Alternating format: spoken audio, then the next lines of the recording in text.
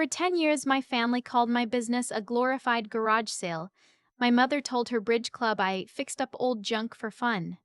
My father, a man who'd spent his whole life telling other people what to do with their money, never once asked what I did with mine. And then, at my little brother's graduation dinner, I slid a folder across the table and handed him the keys to a house I'd already paid off in full. And the lie my parents had been quietly building for 2 years finally came apart in front of everyone.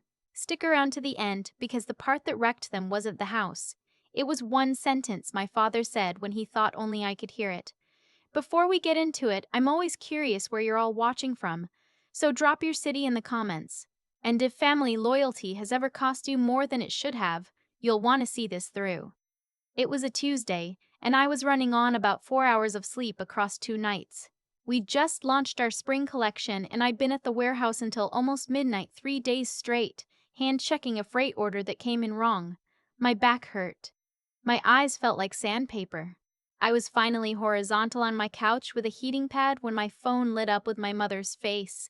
I let it ring twice before I answered because some part of me already knew. "Margot, honey, you sound exhausted." That was Donna's gift. She could make concern sound like an accusation. "Long week, Mom. We launched the new line." Well, I won't keep you. I know you're busy with your little shop." There it was in the first 30 seconds. "I'm actually calling because of your sister. Madison's board prep course and her last housing payment for the year are due at the end of the month, and your father and I are just a little short." I sat up. The heating pad slid onto the floor. "Short how much?" "Oh, it's nothing really." She always got breezy right before she asked for something impossible. 22,000. I laughed. I couldn't help it. "Mom, $22,000 is not a little short. That's a car. Don't be dramatic." The warmth dropped right out of her voice like flipping a switch.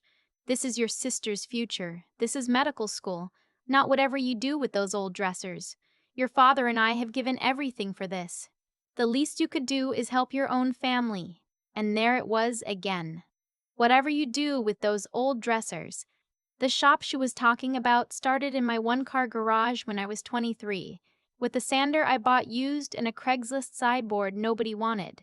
By the time my mother was calling it a hobby, that hobby employed 19 people, ran out of a 26,000 square foot warehouse outside Columbus, and shipped restored and reproduction furniture to customers in all 50 states and a handful of countries. We'd done a hair over 8 figures the year before, but to my family, I was still the weird middle kid who liked old stuff. I'd sat through a decade of this. I'd eaten Thanksgiving dinners where my father raised a glass to "our future doctor," while turning to me and asking if I was still selling chairs on the internet. I'd watched my parents drain their savings, cash out an annuity, and remortgage the house, all of it flowing toward my younger sister, who absorbed it like it was owed to her. And me?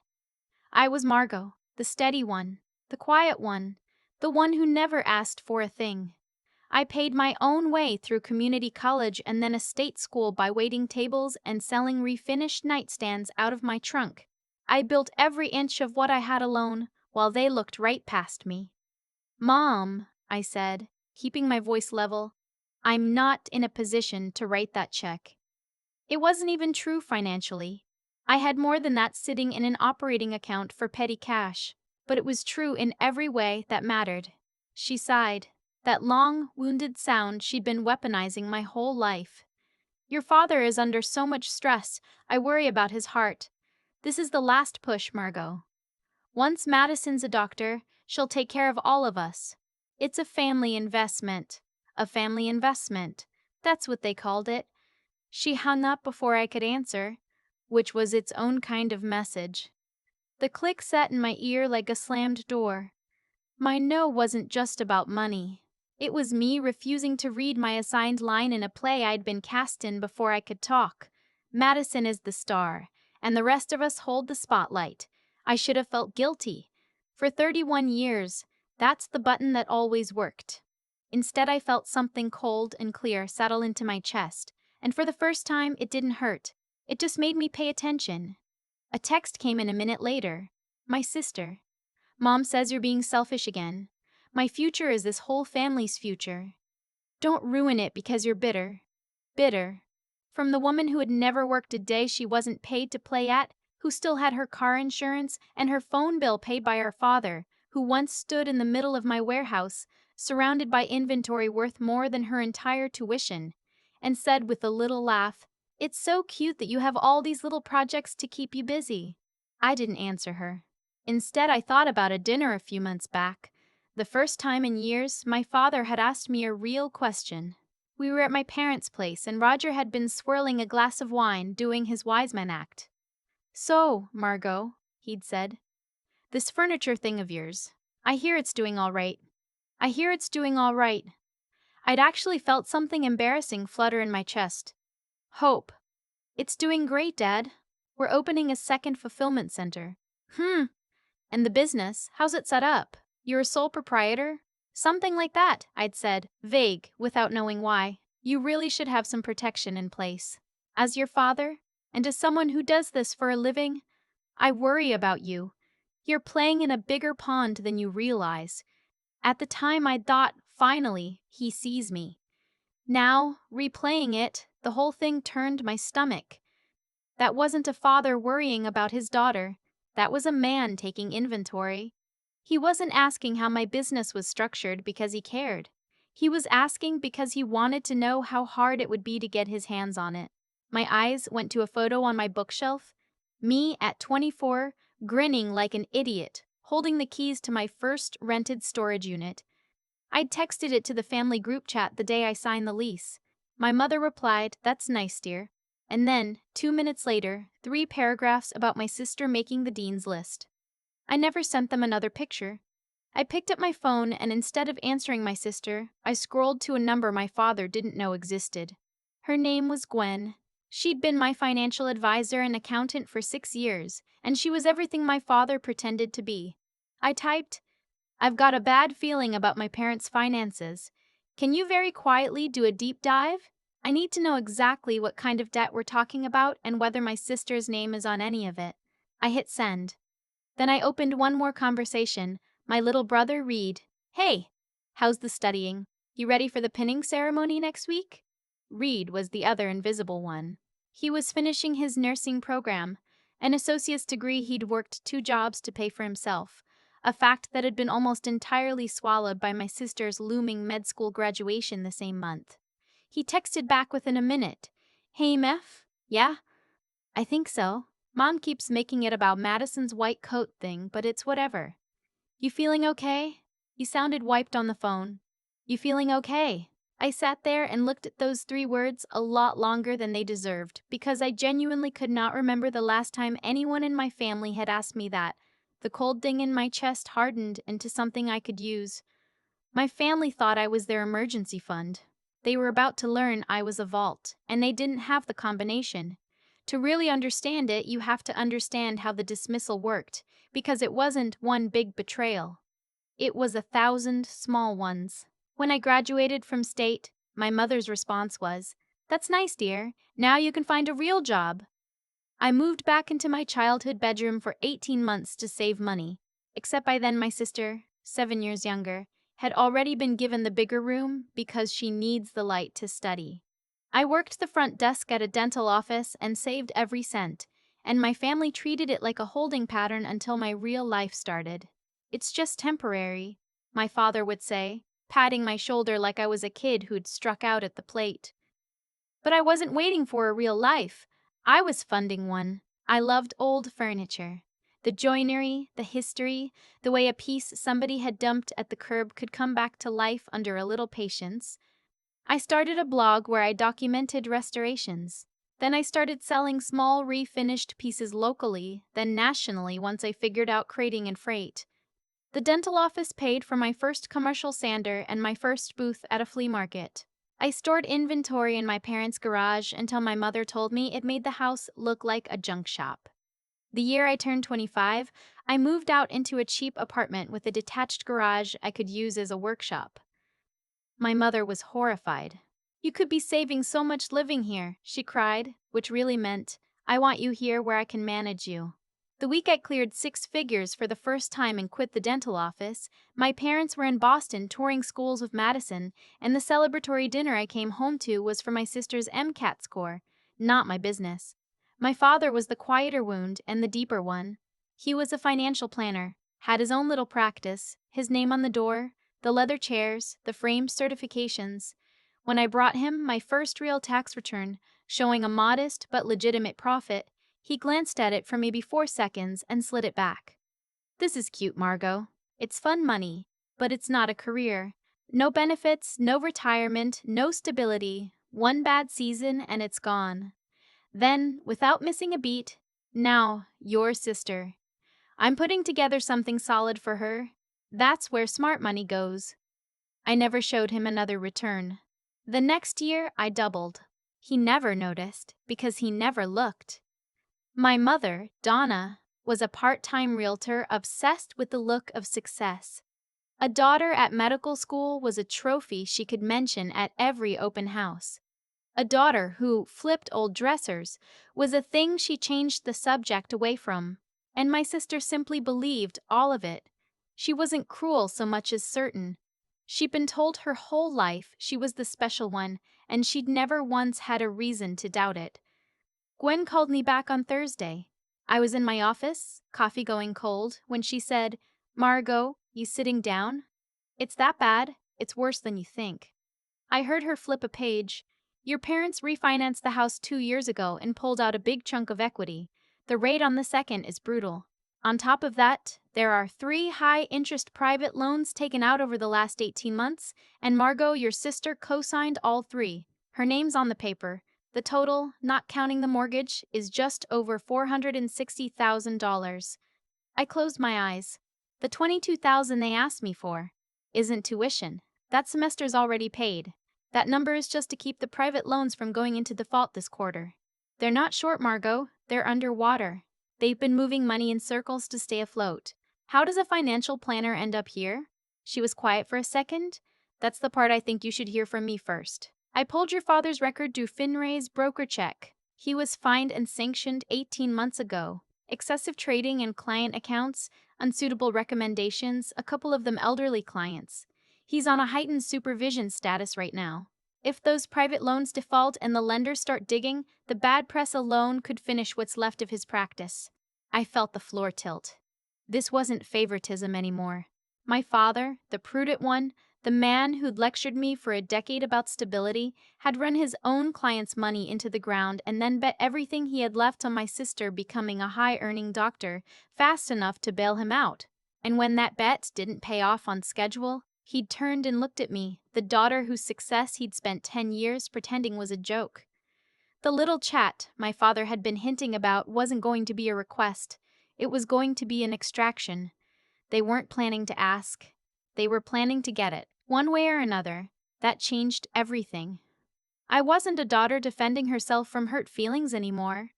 I was a business owner defending herself from someone who had already proven he'd take from people who trusted him. The fact that he was my father didn't make it safer. It made it worse. Here's the thing my father never knew. The thing he'd assumed away in that dinner table interrogation. My business wasn't a sole proprietorship, and it wasn't simple. Years earlier, on Gwen's advice, not his, I'd structured it carefully. The company was an LLC taxed as an S-corp, and 75% of it was held by an irrevocable trust I'd set up to protect the business from creditors, lawsuits, and, as it turned out, family. I was the trustee and the primary beneficiary. But even I couldn't just dissolve it and hand the assets to someone else.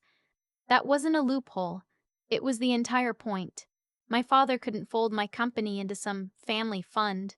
He couldn't touch the inventory, the accounts, the warehouse, not one screw, and the remaining 25%, plus a separate personal investment portfolio I'd been quietly building for years, lived somewhere he'd never seen and never imagined. He called that afternoon. All honey, all concern. "Margot, sweetheart, I heard you weren't feeling well. Better now, I hope?" "Much better, Dad." "Good, good. Listen, Reed's pinning ceremony is Saturday, and we're all so proud, but I'd love to sit down with you before that. Just us. Talk about the future. The future. Right. What about it? Family finances. You've done so well for yourself, and your sister's about to start her career. I think it's time we all got on the same page, pooled our strengths. I've got an idea for a family fund I think could really benefit everyone. A family fund managed by a man under Finray's supervision. I almost admired the nerve. That's interesting, Dad. But I'm slammed this week. My logistics manager's out, and I'm handling a customs hold on a container myself. All true. My new policy was no more little lies, just inconvenient facts. A pause. A customs hold. Well, surely you can spare an hour for your father. This is about your sister. Everything's about Madison, I said, and the words came out before I could stop them. Not angry, just tired. He sighed the patient parent sigh. That's not fair. We're a family. We support each other. Your sister's worked so hard, and once she's earning, she'll take care of us. That's how it works. He hung up without waiting for an answer. The arrogance of it. He still thought he was running the table. I called my real estate agent the second the line went dead. Her name was Marisol, and she'd help me buy the warehouse. I need to move fast on a property, I told her. All cash, by Friday. For you, for my brother. He just got hired as a nurse at the medical center downtown. I want a one-bedroom condo within walking distance, deed in his name only, in my hand by Saturday morning. And Marisol, my name goes nowhere on the public-facing documents. This is a gift. She'd watched my accounts grow from scraping by to comfortable to something else entirely. She didn't ask why. I've got 2 listings that fit. I can have you under contract today and close by Friday if the title company hustles. I picked a corner unit with good light and a tiny balcony, the kind of place a person could actually start a life in. I called Gwen and we structured it cleanly. I wired the funds, filed the paperwork to report it as a gift, and used part of my lifetime exemption so nobody got hit with a surprise tax bill down the road. If I was going to do this, I was going to do it right, the way you do when you actually know what you're doing. The money came from my personal investment account, the 25% my father didn't know existed. They'd been planning to use Saturday's dinner as the soft opening for taking what was mine. Fine, I'd use it too. They'd just be at the wrong end of it. My father did not let up. Friday morning, good morning, Margot. Time for that chat today? Friday at noon, just checking in, sweetheart. He was a man chasing a commission, and I could smell the panic under the politeness. I knew if I dodged him until the dinner, he'd corner me or make a scene there. I needed to take a little of the wind out of him first, privately, so he walked into Saturday already off balance. I agreed to meet him at his office Friday afternoon. I can give you 20 minutes, Dad. I've got a freight pickup at 4. That's my girl, he said, relieved. His office was exactly as I remembered. Dark wood, leather chairs, walls of framed certifications and photographs. My sister at her white coat ceremony. My sister at the science fair. My sister. My sister. My sister. There was one small, dusty photo in the corner of Reed and me as kids at a pumpkin patch, the kind of thing you'd miss if you weren't looking. I didn't sit. I kept my bag on my shoulder, the universal sign that I was already half out the door. He launched into the pitch. It was full of words like synergy and consolidating family strengths and generational wealth. The same speech I'd bet he'd given the retirees whose accounts he'd churned. The plan was exactly what I'd guessed. I'd move my company's surplus into his new fund, which he'd manage for a modest family fee. And that fund would address pressing family needs. What needs, Dad? Well, naturally, the first priority is clearing the debt from your sister's education. It's a heavy load, Margot, and you've been so fortunate. It's only right that family carries it together. So you want me to hand you my profits to pay off Madison's loans? He winced at the bluntness. It's an investment in your sister. When she's a full physician, she'll make 7 figures. The return will be enormous for everyone. I let the silence sit. Then I stepped closer to his desk. There's a problem with that. My company isn't a sole proprietorship. It's an S-corp, and 75% of it is held in an irrevocable trust. Has been for years. I'm the trustee, but I literally can't pull those assets out and hand them to you. The trust doesn't allow it. Paying off a family member's personal loans isn't on the list of permitted uses. The color left his face. A trust. You. Who advised you to do that? Not you, I said. You told me my business was a whim. You told me to keep it simple, so I went and hired a professional who actually respected what I built. He stood up too fast, his chair rolling back. You went behind my back. You're not my financial advisor, Dad. You never were. And while we're talking about it, I know about the second mortgage. I know about the 3 private loans Madison co-signed. I know about the FinDre sanctions. I know you're drowning. He looked like I'd struck him. How dare you go digging through the way you've been digging through mine for 10 years, I said. You went through my mail when I lived at home. That's how you knew my revenue numbers. You've been planning this for a long time. He didn't deny it, that was the answer. And then, he reached for the only card he had left. You'll fix this, Margot. You'll find a way to break that trust and help this family, or I swear I'll tell your brother exactly the kind of person you've become. It was so weak, I almost felt sorry for him. Tell him what? That I protected the company I built? That I wouldn't bankroll the mess you made of other people's money? I picked up my bag. I have a delivery to sign for, a real one. I'll see you, Mom, and Madison tomorrow. We should all be there for Reed, don't you think? I left him standing behind his big desk, his speech in pieces, his face the color of old paper. He was a man who'd built an entire identity on knowing better than everyone, and he'd just learned his overlooked daughter had been 3 steps ahead of him for years.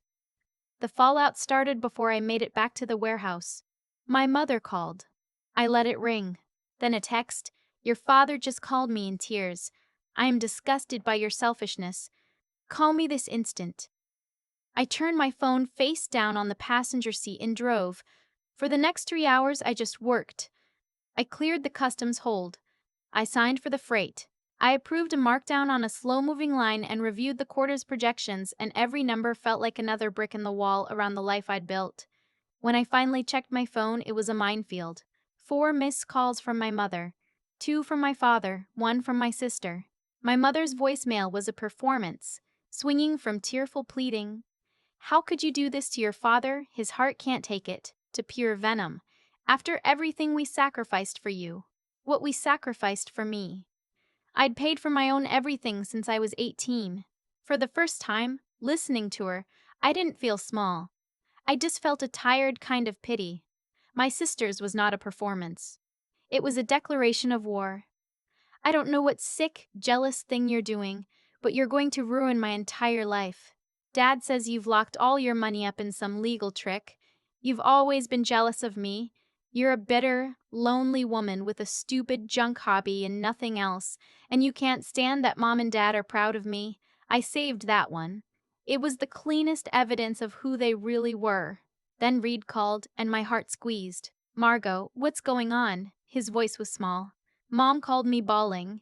She said you and Dad had a huge blow-up, that you're refusing to help the family, that you're hoarding money and turning your back on Madison.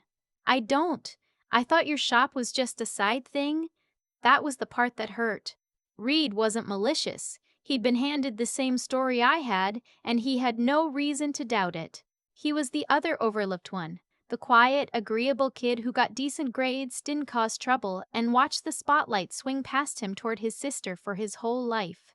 Reed, I said, leaning my forehead against the cold office window. It's complicated, but it's not what they're telling you. They're in serious financial trouble, and they were planning to use my money to fix it. Money they didn't ask for. They expected it. When I said no, they came apart. He was quiet a long time. They've always been like this about Madison, he finally said. Like the rest of us are extras. I know. Are you okay, men? There it was again. That simple question. It cracked something open in me. I am now, I said, and my voice came out thick. Listen. About tomorrow. It's going to be tense, but it's your night. I want you to know how proud I am of you. However it goes, I need you to remember that. Thanks, Min. That means a lot. And Reed, wear something nice. It's a big night. I hung up, and whatever was left of my hesitation was gone. This stopped being only about protecting myself. It became about showing the one person in my family who could still be reached what real support actually looked like. Not a loan, not a string attached to his future, just a foundation under his feet. The restaurant was my mother's pick, of course. Chandeliers, hushed waiters, the kind of place you go to perform success. My father looked gray and sweaty, tugging at his collar. My mother overcompensated, her smile too bright, her voice too loud as she told the server all about my son, the nursing graduate, like it had been her plan all along. And my sister sat there, gorgeous and certain in a dress that probably cost more than Reed's monthly rent, a little smirk on her face like she'd already won.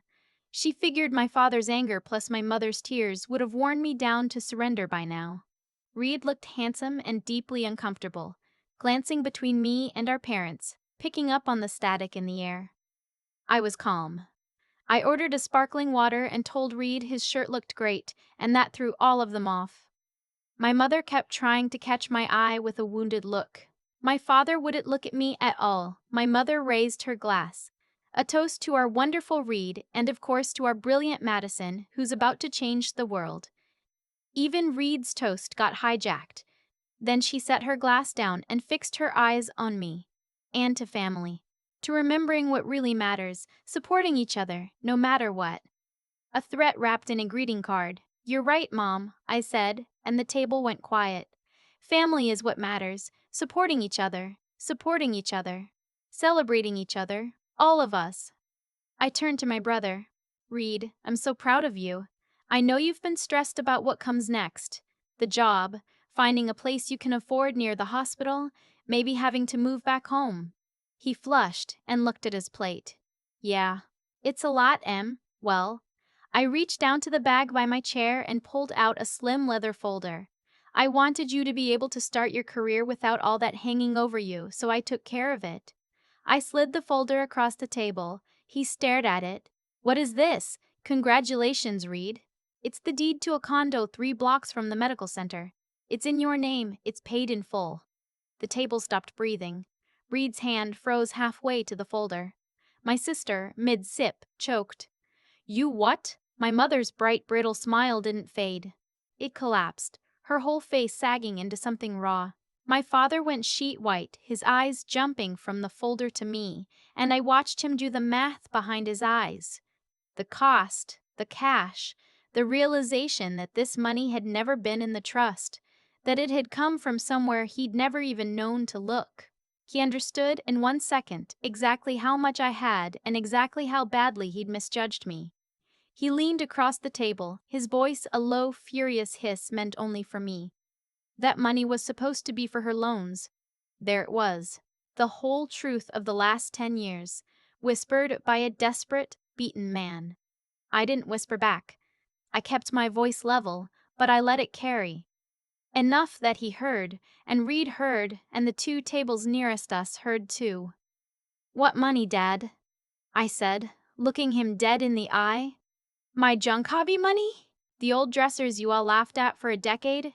I turned to my mother and sister, both staring at me in horror. "For 10 years you mocked what I do. You called it cute. You called me bitter and lonely. You decided I was a failure who never grew up." I leaned in. "That hobby did 8 figures last year. That hobby employs almost 20 people. That hobby just bought Reed a condo in cash with money none of you knew existed." I turned back to my father. "You weren't counting on my money, Dad. You were planning to take it. You ran your own clients' accounts into the ground, got sanctioned, mortgaged your house, signed loans you can't pay, and dragged Madison's name onto every one of them. You're drowning, and you decided I'd be the one to pull you out without ever asking me. The family investment was never her." I gestured at my sister, who looked like she might be sick. "It was me, and you just lost it." Reed finally opened the folder. He looked at the deed, at his own name, at the address. His eyes were wet when he looked up at our parents, and his face hardened. "Is that true? You were going to steal from her?" My mother's mouth opened and nothing came out. My father just stared at me with a hatred I'd never seen from him before, and my sister broke. "She owes us," she shrieked, jabbing a finger at me. "She had all of it, and she just hid it." "I didn't hide it, Madison," I said, standing. "I earned it. While you were spending everyone's money on your future, I was building mine with my own 2 hands. You just never bothered to look. The silence that followed was total. Reed stood, clutching the folder to his chest, and looked at our parents like he was seeing them for the first time. Not with anger, but with a disappointment that was so much worse. "I need some air," he said, and walked out without looking back. My mother started to rise. "Reed, sweetheart." I put my hand lightly on her arm and she flinched. "Leave him alone, Mom. You've done enough." I set a few bills on the table, more than enough for the champagne and the appetizers, and I looked at the three of them sitting in the wreckage of a plan they'd spent 2 years building. "That's the last dollar any of you will ever get from me." I found Reed out on the sidewalk, staring at the deed under the streetlight like it might disappear. "A condo," he said, his voice cracking. "Paid off." Ahem. I don't I don't know what to say. "You don't have to say anything, it's yours. You earned it." He asked if it was all true, the money, the loans, what they'd been planning, and I told him I had the voicemails if he ever wanted to hear them. He shook his head, a look of disgust crossing his face. "All those years I believed them, that you were just messing around with old furniture." We managed a small, sad smile at that. Then he straightened up, slid the folder inside his jacket, walked back in past our stunned parents to grab his coat, and held the door open for me on the way out. He didn't say a word to them. He didn't have to. The aftermath came fast. Within a few months of my sister's graduation, the private loans my parents couldn't service went into default, and there was no bailout this time. The lenders came after my father's assets, and once they started pulling threads, his license was suspended for good. My mother had to sell the house I grew up in at a loss just to cover a fraction of the debt. The garden club, the open houses, the whole performance of success she'd built her life on, it evaporated. And my sister, the golden child, graduated into a mountain of non-dischargeable debt with her name welded to all of it. The prestigious residency she'd assumed was hers came with a cosigner history that scared off the lenders she needed and a credit profile that made even renting an apartment a fight. The family investment returned nothing but ruin. As for me, I helped Reed move into his condo. I introduced him to people in my network. And when he mentioned an idea he'd had for a scheduling tool to help overworked floor nurses, I put a little of my junk money behind it. It's doing well now. He's doing well now. Free for the first time. Months later, I was in my new corner office, the one with the big windows, looking over a sample run of reproduction hardware for our fall line when my phone buzzed. A number I didn't recognize.